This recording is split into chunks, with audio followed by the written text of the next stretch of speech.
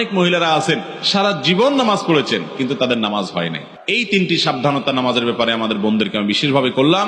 দুনিয়ার চিরকাল থাকার জায়গা না বোনেরা আমার। এই সম্পদ, এই টাকা পয়সা, এগুলা কোলে নিয়ে, এগুলোকে আগলে নিয়ে, এগুলোকে বুকে জড়িয়ে নিয়ে আপনি সারা জীবন থাকতে পারবেন না।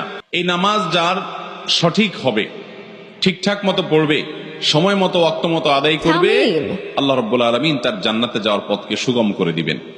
হাদিসে আসছে নবী করিম সাল্লাল্লাহু আলাইহি ওয়াসাল্লাম বলেছেন, আউয়ালু মা ইউহাসাবু বিহিল আবদু ইয়াওমাল কিয়ামাতি আস-সালাহ।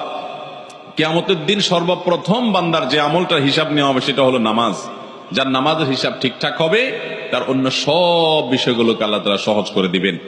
আর যার নামাজের হিসাবের মধ্যে ভেজাল ধরা পড়বে তার অন্য সবগুলোতে ভেজাল ধরা পড়বে এবং সে সামনে আর আগাতে পারবে না। অতএব আমাদের মা বোনদের প্রতি আমার একেবারে অন্তরের অন্তঃস্থল থেকে উদাত্ত আহ্বান হলো যে আল্লাহর ওয়াস্তে আসুন আমাদের নামাজগুলোকে আমরা সুন্দর করি। আজ দুনিয়ার চাকচিক্য আমাদেরকে ভুলিয়ে রেখেছে। আপনাদের এই অঞ্চলে সিলেট, মৌলভীবাজার, হবিগঞ্জ এবং এই আশপাশের এলাকাগুলোতে আমি জানি প্রচুর পরিমাণে মানুষ বিদেশে থাকে, বিশেষ করে ইউরোপে থাকে। এবং আল্লাহ তাআলা আপনাদের অনেকেরই দিনকাল খুব ভালো করে দিয়েছেন, আয় উপার্জন ভালো, স্বামী, সন্তান, ভাই অনেকে হয়তো বাহিরে থাকেন, তারা অনেক টাকা পয়সা পাঠান। আল্লাহ রাব্বুল আলামিন এই সুদিন দেওয়ার কারণে, আল্লাহ তাআলা আমাদের জিন্দেগিতে বরকত দেওয়ার কারণে, অর্থকড়ি সম্পদ সহায় দেওয়ার কারণে যেখানে আল্লাহর আরো শুকর বেশি আদায় করা দরকার আমরা অনেকে আল্লাহর আরো বেশি নাশুকরি শুরু করি। এবং আমরা দেখা যায় যে অনেক বোনরা আছেন রাত বিরাত পর্যন্ত, এটা শুধু এই অঞ্চলে নয় সারা দেশে এই রোগ, যে রাত গভীর রাত পর্যন্ত মোবাইলে টিপাটিপি, টেলিভিশন দেখা দেখি, এগুলা করতে করতে আমাদের রাতের বড় অংশ কেটে যায়। ফজরের নামাজ পড়া হয় না, সন্তানদের পড়তে দেই না, নিজেরা পড়তে পারি না। অনেকে 7টা 8টা বাজে 9টা বাজে ঘুম থেকে উঠেন। আমার বোনেরা আমার, আল্লাহ রাব্বুল আলামিনের কাছে এই নামাজগুলোর জন্য হিসাবদিহি করতে হবে।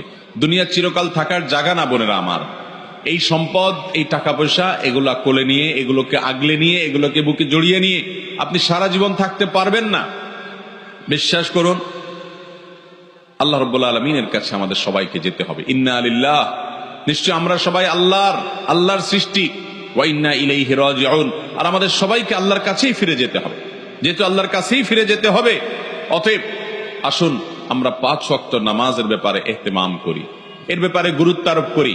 আমরা 5 ওয়াক্ত নামাজকে যথাযথভাবে পড়ার চেষ্টা করি এবং আল্লাহর ভয় অন্তরে জাগ্রত করি। দেখুন, যার এখন যে বয়স আছে, যার বয়স এখন 30 হয়েছে, তিনি চিন্তা করুন আপনার জীবনের মূল সময়টা এখন পার হয়ে যাচ্ছে।